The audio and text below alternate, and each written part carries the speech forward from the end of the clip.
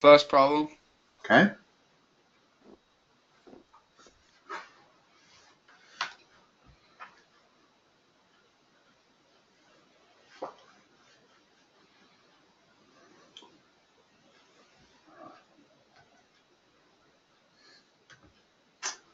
All right, state the domain and range, and they give you a hint that it might be helpful to graph.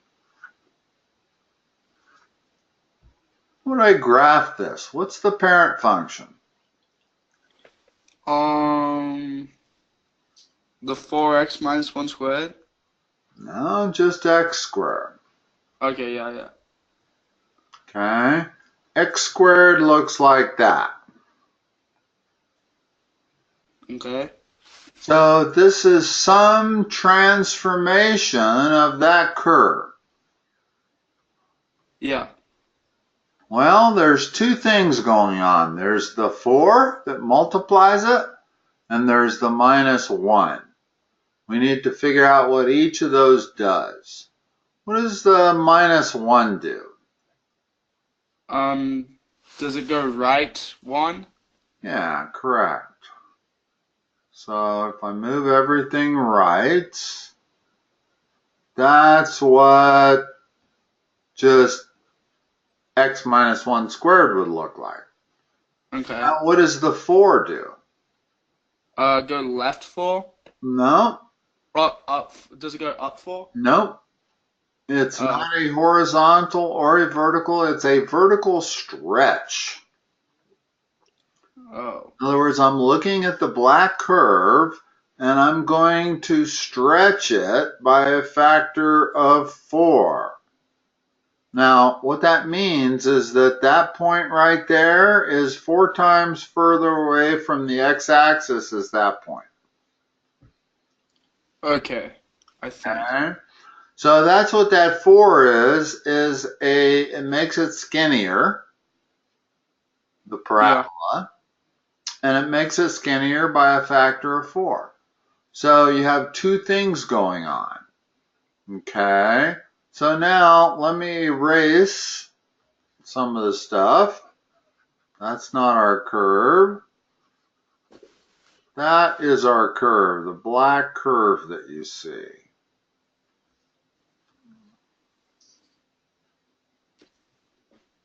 Tell me what the domain is. I'm kind of confused on the domain and ranges. Domain is all allowable values for x. What can x be in this function? Not that function, but the function we're looking at.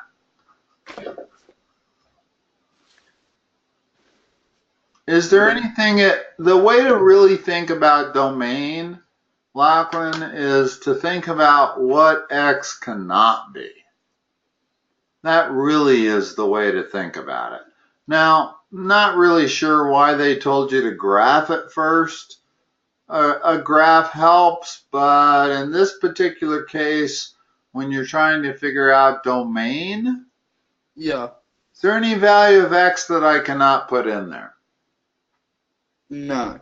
Okay, so domain is all reals. Let me give you another function.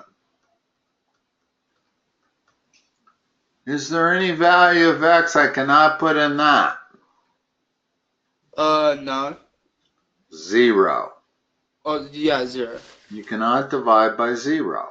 So the domain for this function will be all reals except x could never be 0.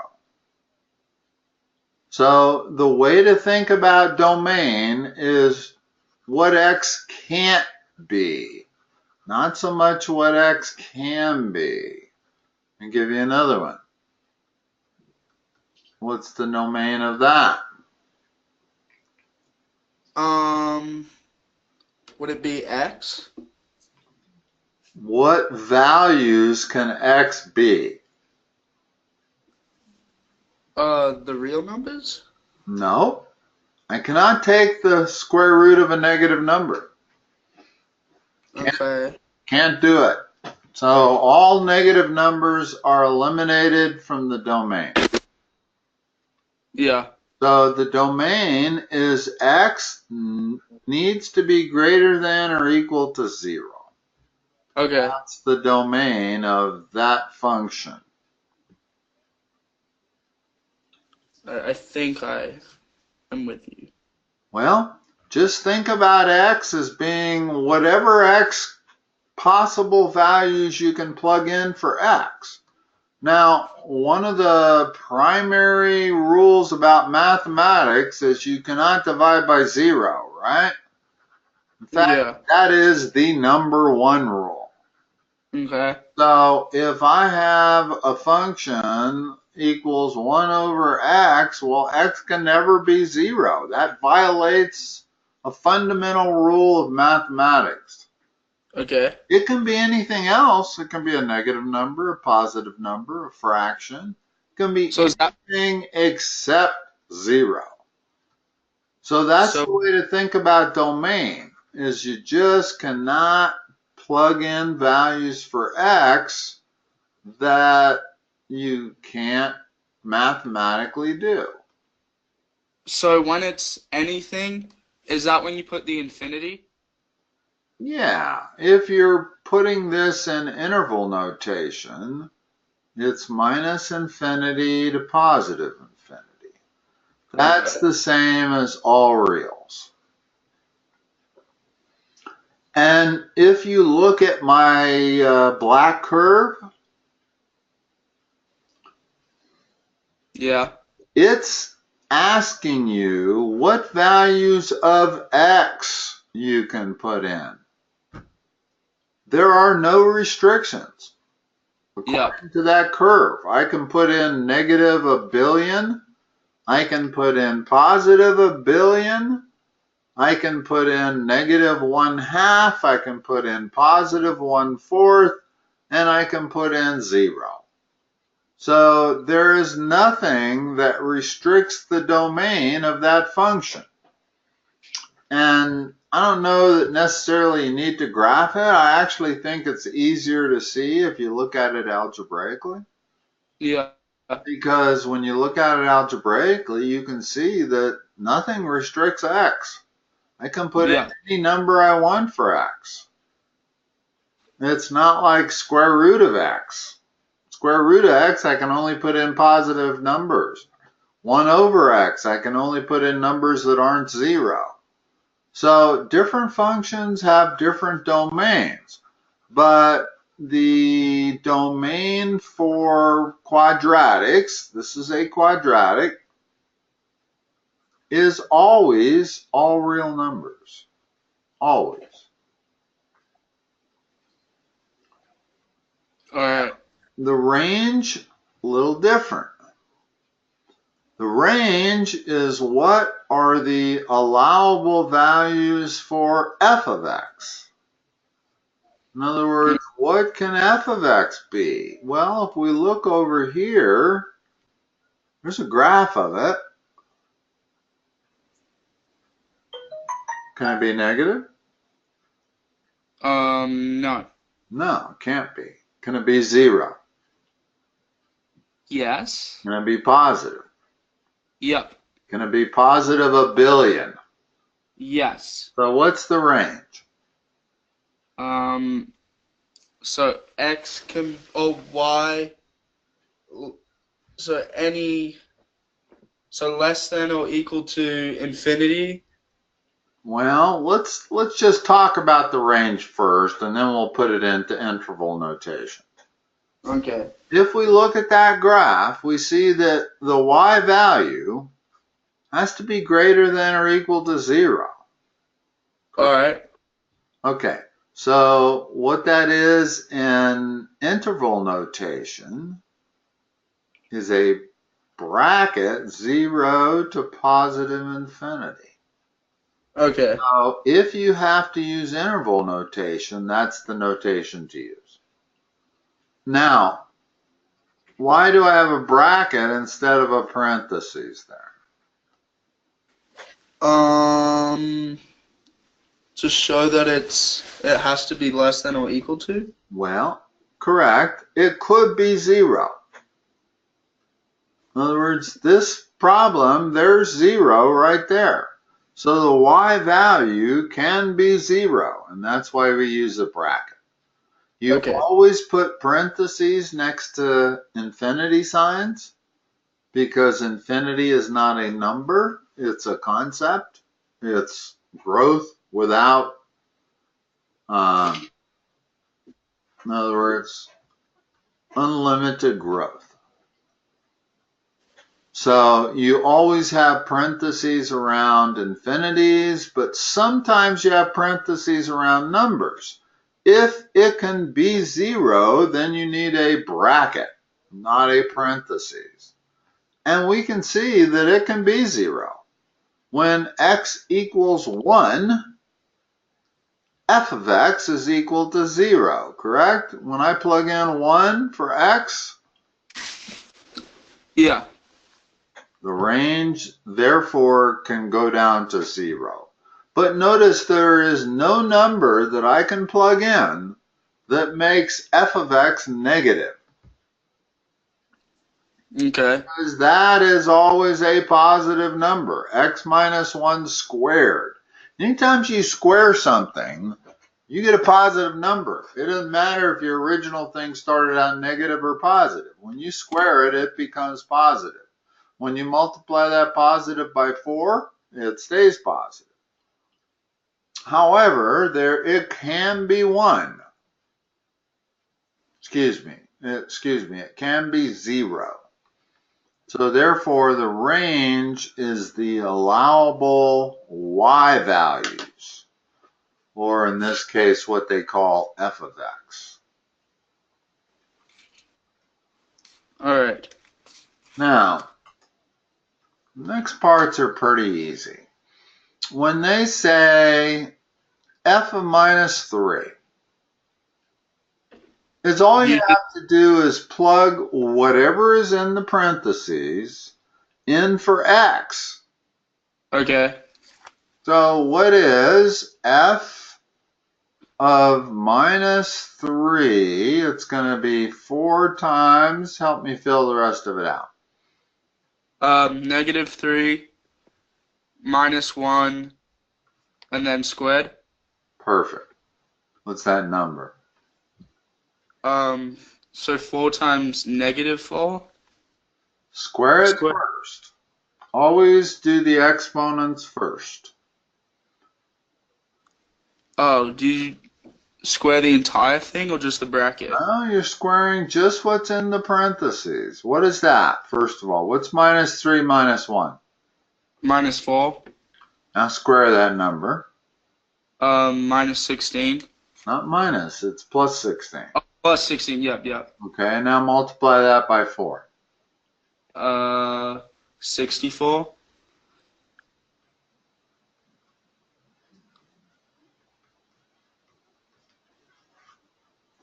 That's what f of minus 3 is. Okay. 64. And it doesn't matter what is inside the parentheses. It can be a number. It can be a variable. Whatever it is, you plug it in for x. Yeah. Okay. Now the next one, they want to know what f of a plus 1 is. What is f of a plus 1 given that that's f of x? I'm not sure. Plug in, what's the rule? Whatever's in the parentheses, plug in whenever you come across what? Number? X, the variable. Okay. So whenever I come across x, I'm going to plug in a plus 1. Okay. Oh, yeah, yeah. All right. Okay, so the first x I come across is right there. And always plug it in parentheses, just in case it matters. Sometimes the parentheses help, sometimes they're not necessary. But you can never go wrong by using them. Yeah. Now, simplify that. What's a plus 1 minus 1? A. Okay, so a squared, 4a squared, that's the answer for 1C. All right. And it doesn't matter how complicated that thing is. If I'd have said, what is f of r squared plus 2r minus 1 over square root of r, that's really complicated, right? Yeah. Because all I do is plug that in wherever I see x. So Okay. that would be 4 times r squared plus 2r minus 1 over square root of r minus 1, that whole quantity squared. Okay. So that's the rule, is that when they ask you about f and they put something in the parentheses other than x or a number, the rule is whatever it is, you substitute it for x. It's that simple. And then you simplify it. But the very first step is always to substitute it for x. Okay. Now, they want to know what value of x would result in 16. So Um. what equation can I write? Uh. So f of x. Which is Um. 16. Yeah. Okay, so 16 equals So 4. 2 minus 1 squared. x minus 1 X minus 1 squared. squared. So that's what they're saying. In other words, when f of x is 16, so I substitute 16 for f of x and solve this equation. Well, what's the next step in solving that equation? Putting x in. Nope. No. You want to isolate that. Once we isolate that, we can take the square root of both sides. But we can't isolate that until we divide both sides by 4. Okay. So 16 divided by 4 is 4. Yep. That's equal to that. Now we have what is being squared isolated. So if we take the square root of both sides, we'll get rid of this exponent. In other words, I'm going to take the square root of that side and the square root of that side. What am I left with on the left?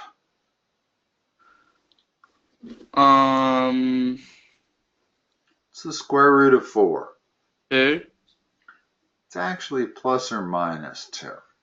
Okay. And I'll explain that in a moment. So that's what you get. Okay.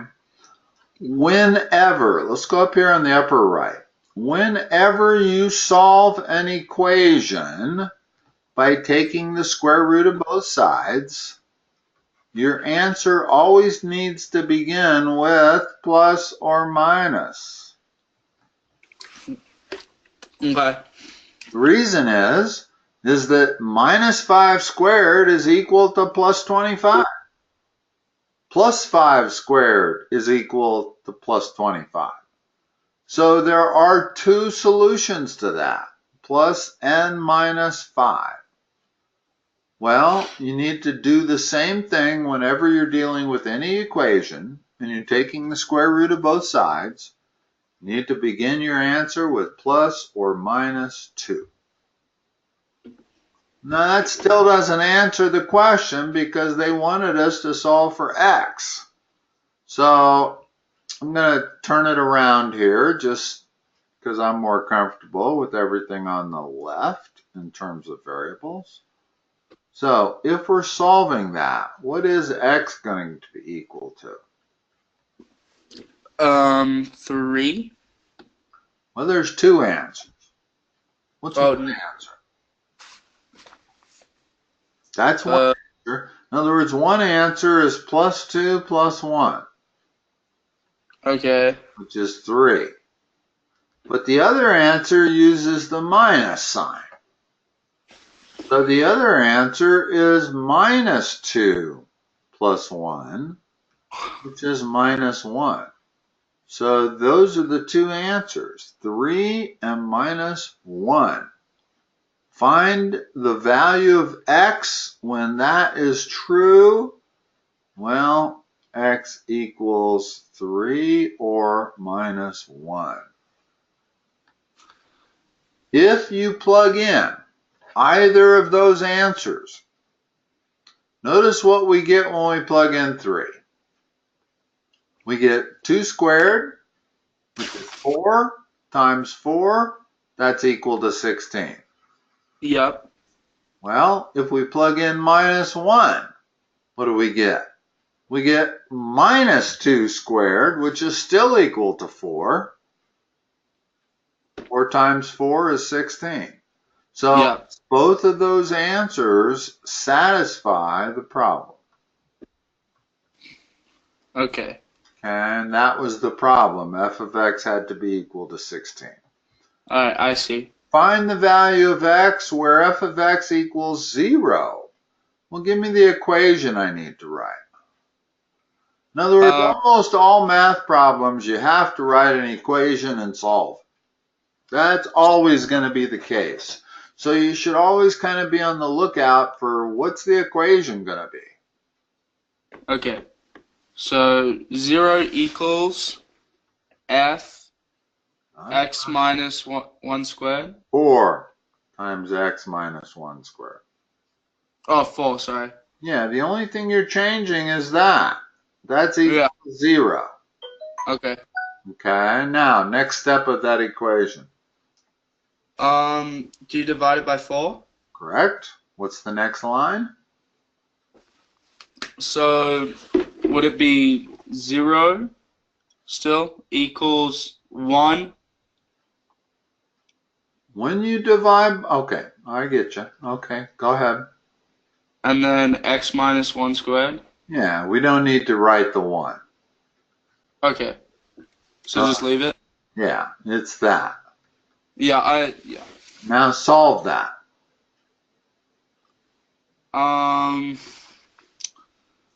So When you have the variable being squared, always yeah, think square root of both sides.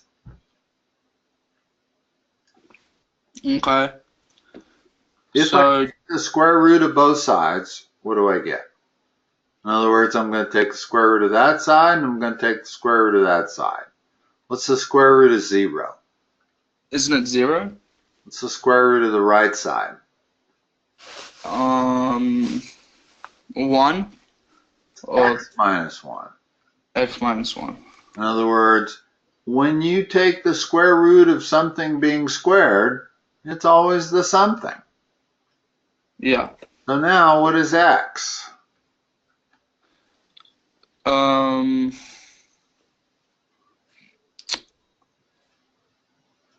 So 1. is it 1? You're solving that equation right there. Okay, yeah. Okay, so x equals 1 is the answer to 1e. In other words, if we plug in x equal 1 into the original function, Yeah. f of x equals 0, does it not? Yes. Okay, that's what they're asking, is find the value of x where f of x equals 0. So we started out by letting f of x equal 0, and then we solved that equation.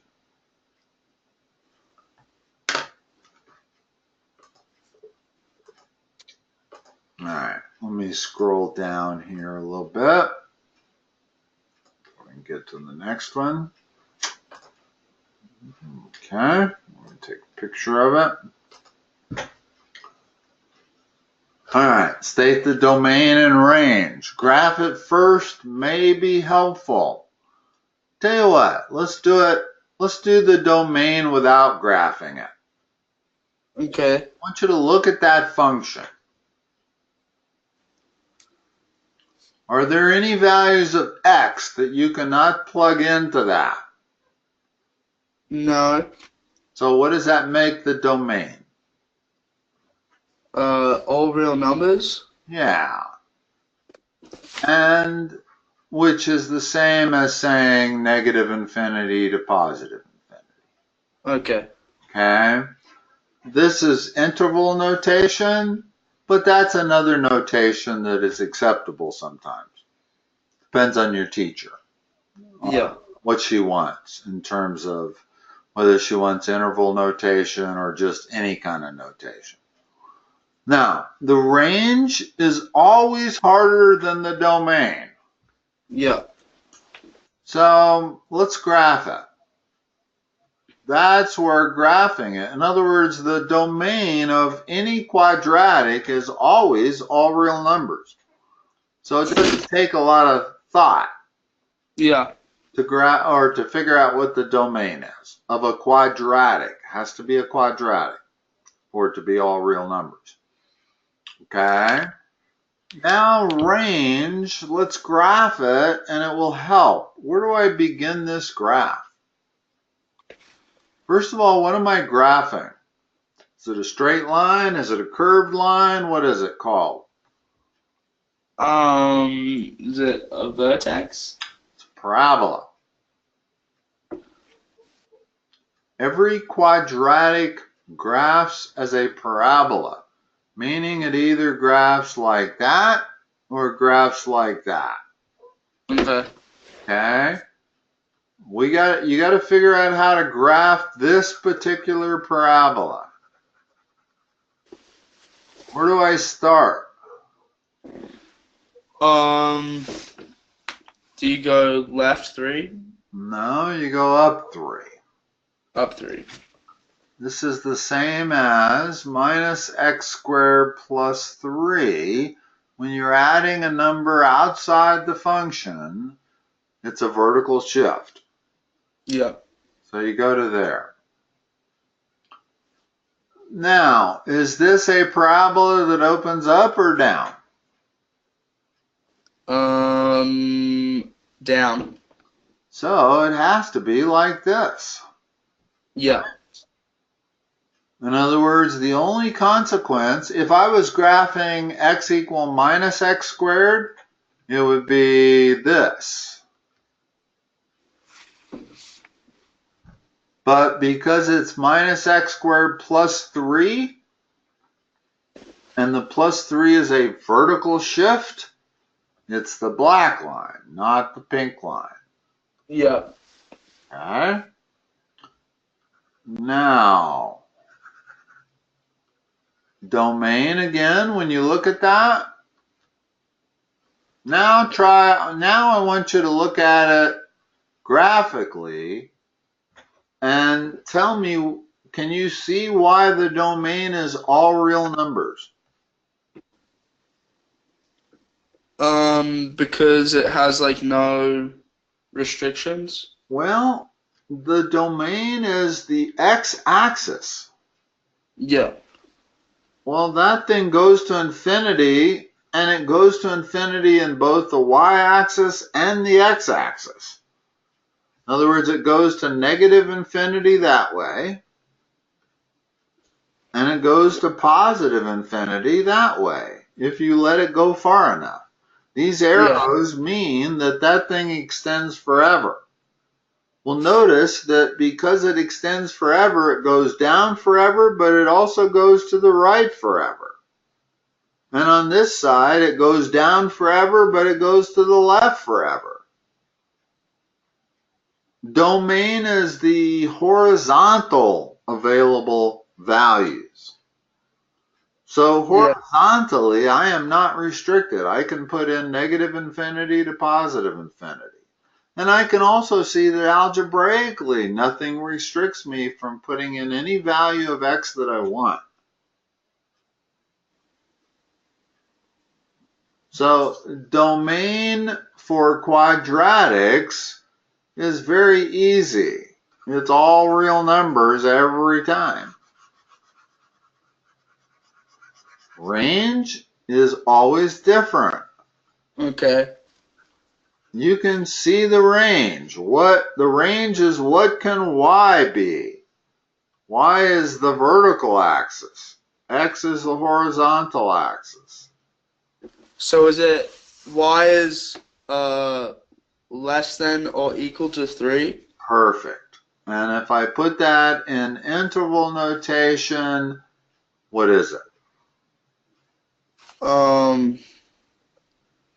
Infinity 3? We start from the bottom and go up, or the left and go right. So it's negative infinity, is it not? Yeah. In other words, that's going downwards to negative infinity. And it can never be greater than 3. There's no place on that graph where y is greater than 3. Now, do I need a bracket or a parentheses around 3? Parentheses. Bracket. Oh, bracket. Yeah. Because it can be 3. When x is 0, y is exactly 3. So if it can be 3, use a bracket. If it can't be 3, if it can just approach 3, then you use a parenthesis. Let me just give you a quick example of where you would use a parenthesis.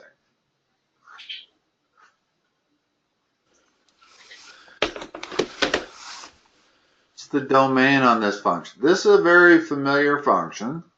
Y equal 1 over x. It's hyperbolic. What's the domain?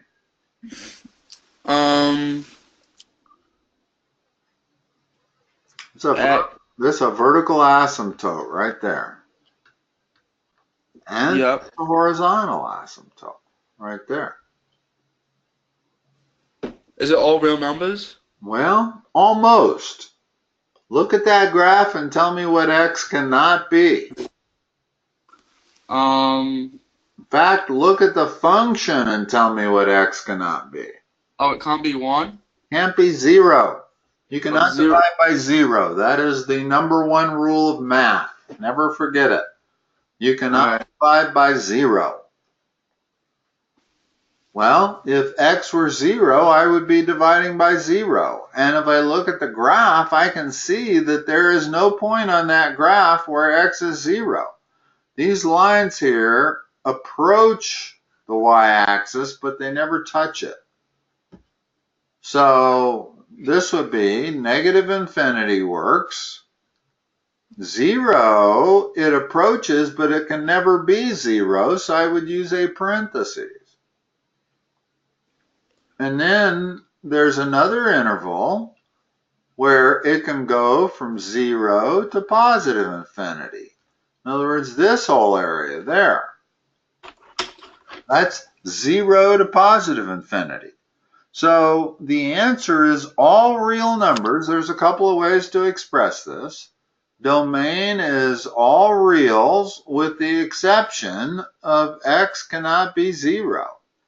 So that's another way to express the domain of y equal 1 over x.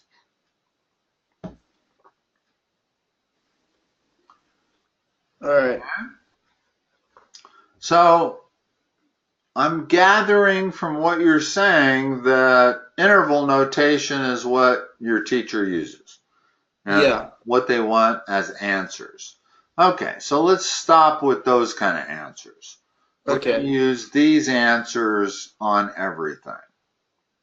Now, what's the range on this function that I just drew?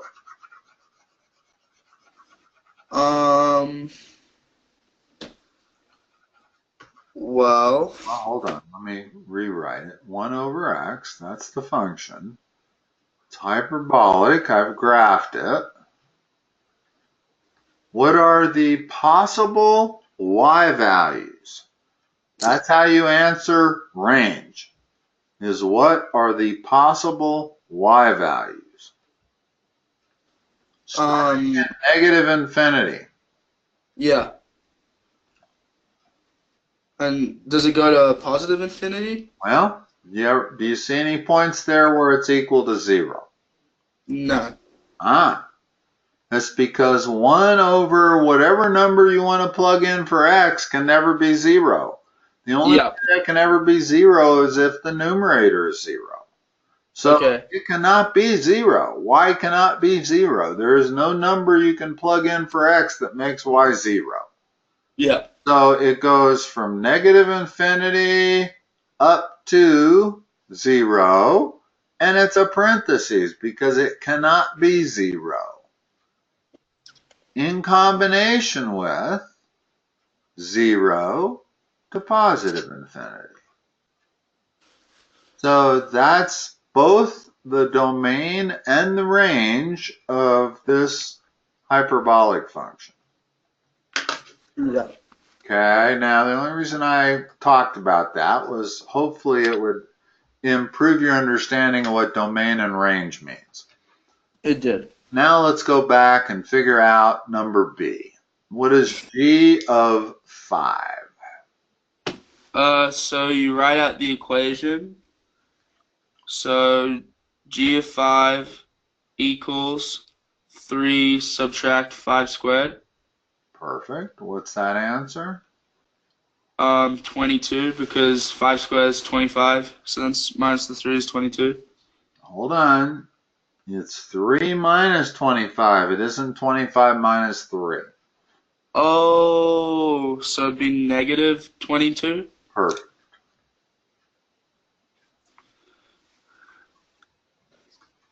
How about g of a minus 2?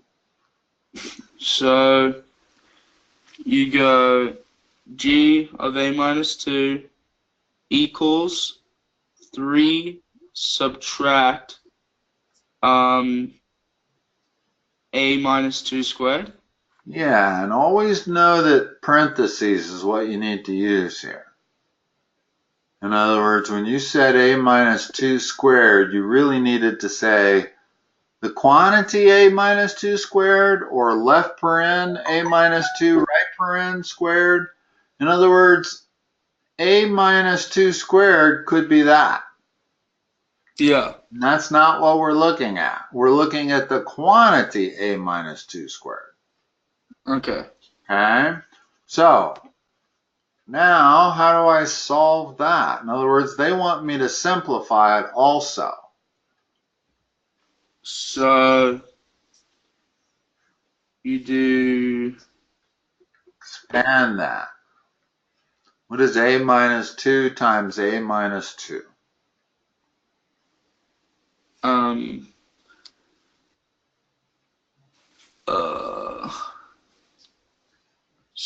so 2a minus 2 Foil 2a. it. Foil it.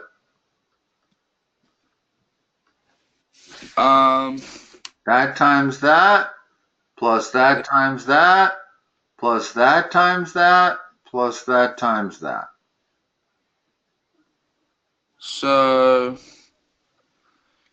2a. No. A times a is a squared. Okay. So a squared, and then negative 2a, and then negative 2a again, and then 4, plus 4. Plus 4. Okay. So this quantity is a squared minus 4a plus 4. So I'm going to write that in the parentheses. And I got to make sure I leave the parentheses because this whole thing is being subtracted from 3. So there's a difference between having parentheses and not having parentheses here. In other words, now remove the parentheses and tell me what I have.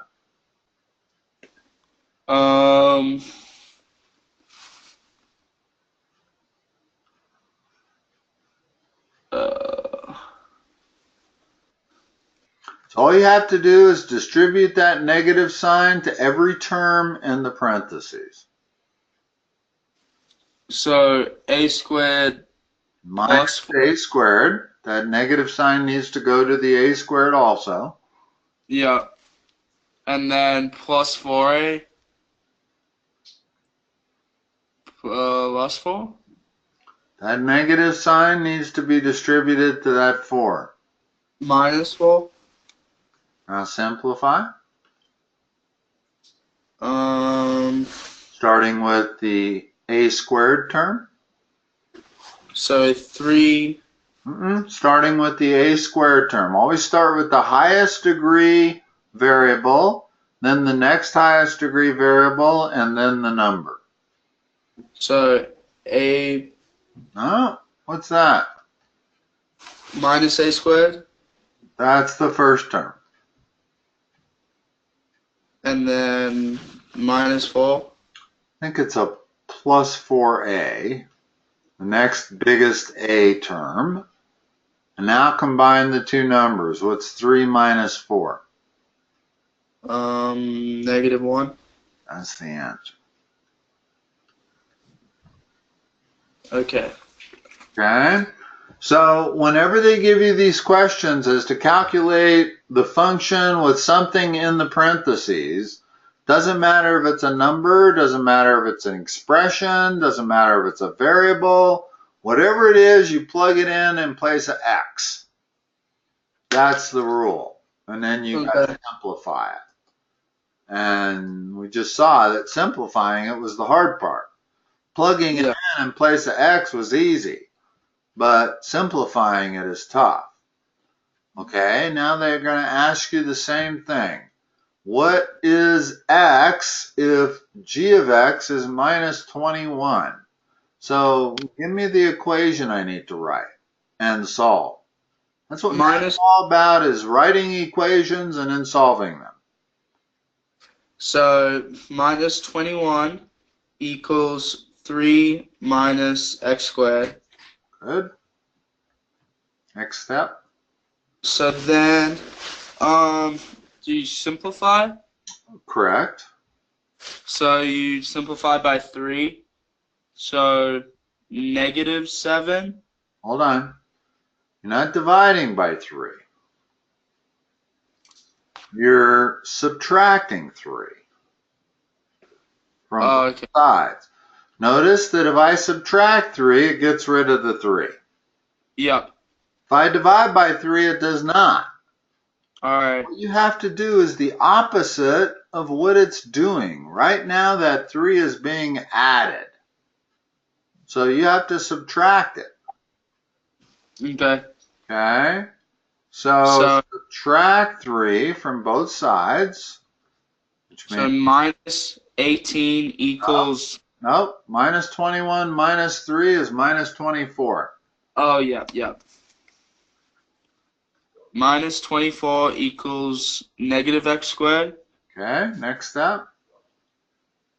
So then do you square root? Not yet. We haven't isolated it yet. Once you isolate it, then you can square root it.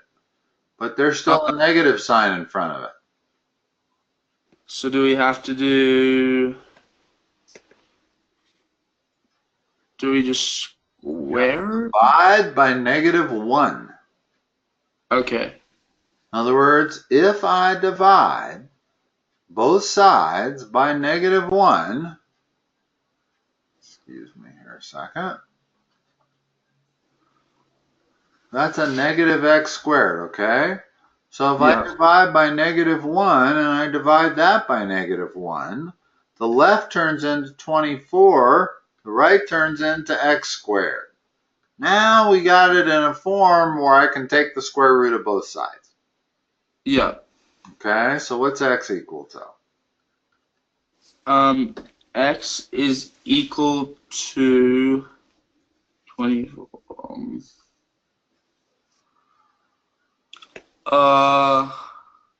It's the square root of 24. More importantly, it's plus or minus the square root of 24. take another problem up here. How do I solve that? You would square root each side. Correct. And I want you to remember one thing. Whenever you solve an equation by square rooting each side, always, always, always begin your answer with the words plus or minus. Okay. So when I square root both sides here, what is x equal to? 5. What did I just say? Oh, plus minus 5. Okay. And the only reason is that everybody forgets the plus or minus. And I mean everybody. Yep. Now, I don't know how to teach students how to remember that. I wish I had a song I could sing to you, but I don't. The only thing I can ever say to students is whenever you're solving an equation by taking the square root of both sides, begin your answer with the words plus or minus, always. If x squared equals 16, then x is equal to what? Then x is equal to 4. Plus minus 4. Plus or minus 4. If x squared is equal to 1, x is equal to what? Plus minus 1. Okay, there you go. That's what you got to remember, is always begin your answer with the words plus or minus. And it's very important because you'll lose points, for sure. If you leave off the plus or minus, there's no way a teacher is giving you 100% credit on that problem. They will either take off half or they'll take off a point or something, but you will not get full credit if you leave off the plus or minus. Okay? Now, on number E, give me the equation I want to write that I have to solve.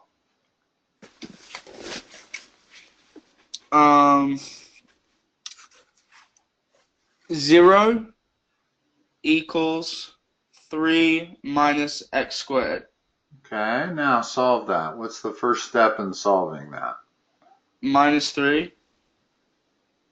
I can do minus 3 from both sides, but notice that's going to leave me with a negative number on the left and a negative variable on the right. Yep. So it makes more sense to move the x squared over. Okay. Because if I move the x squared over, then I have nothing but positive coefficients.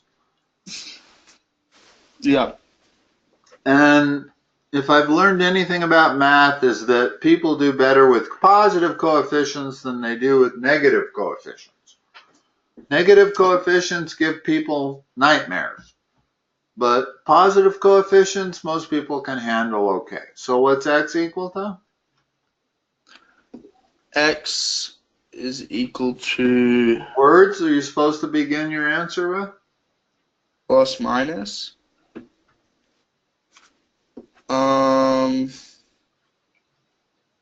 Is it 3? Square root of 3. Square root of 3. In other words, here's what I'm doing. When I have x squared equal 3, I'm taking the square root of both sides. Yep. You can do anything you want to the left side of the equation as long as you do it to the right side. And I mean anything. You could pin a rose on it. As long as you do it to the left side, you can do it to the right side. You got to still have an equation. Okay? So I can take the square root of both sides of this equation. When I take the square root of the left side, I get x.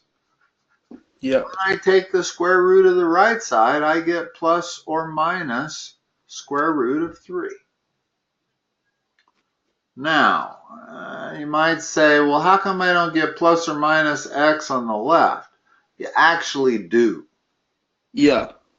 But plus or minus x equals plus or minus square root of 3 is the same answer as x equals plus or minus square root of 3. You don't need plus or minus on both sides. You only need it on one, and it means the same thing.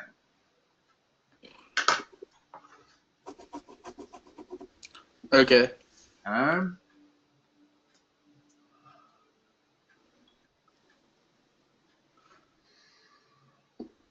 Let's see, we got 5 minutes. Tell me what the domain of this function is without graphing X, it. What's the domain of all quadratics? negative infinity, and then is less than, and then X Here's the is, domain of all quadratics. yeah, Any number you can think of is allowed. yeah, If I look at this function, I cannot think of a value of x that would violate any rules of mathematics. Okay? okay, If I look at this function, well, I can't put a negative x in there. I can only put positive x's in there. If I look at this function over here, I cannot put 0 in for x. So domain is all about figuring out what you cannot put in. Well, when I look at this function, there's nothing I cannot put in. I can put in a billion, I can put in negative a billion, I can put in a half, I can put in 0. And that's the case for all quadratics. There is no restriction on the domain. In other words, the domain is all reals or negative infinity to positive infinity. That's what all reals mean. Now, to graph it a little different, or the range is always harder than the domain, no matter what the function is. The range is always harder to figure out. Okay? So let's graph it first. The concept, in other words, the parent graph. In other words, the way to graph that is to think of the parent function.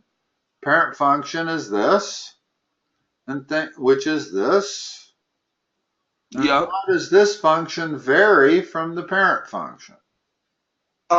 It's 3. It's up 3. Nope. That is a stretch factor. That is a vertical stretch factor. You and I are going to have to go through transformations at some point. That's Okay. a full hour session all on its own. And what transformations do is tell you how to take a parent function and what to do with it based on these extra numbers that are in here. Well, the Yeah. first extra number I see is +1 inside the parentheses. What that does is moves it left 1. Yep. So that would just be x plus 1 squared. Yep. The 3 is a vertical stretch factor, which means it makes it skinnier by a factor of 3. So there is our function right there. That's the graph of it.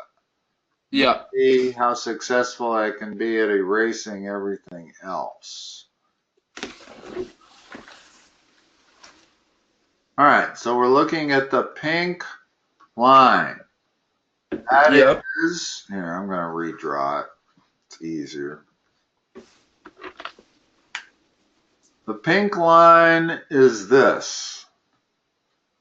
Now, from looking at that graph, you can see why the domain is minus infinity to plus infinity. The domain is looking at it horizontally. Yep. There's no number I can't put in for x. Mm-hmm. Range is different. Range is figuring out what the g of x values can be.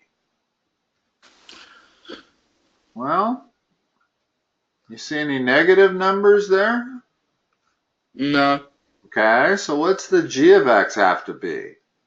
Has to be greater than or equal to what? +1.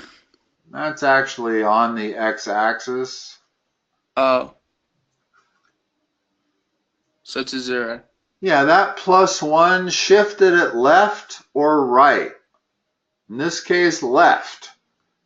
But it didn't move the vertex. The vertex is still at 0 for the y coordinate.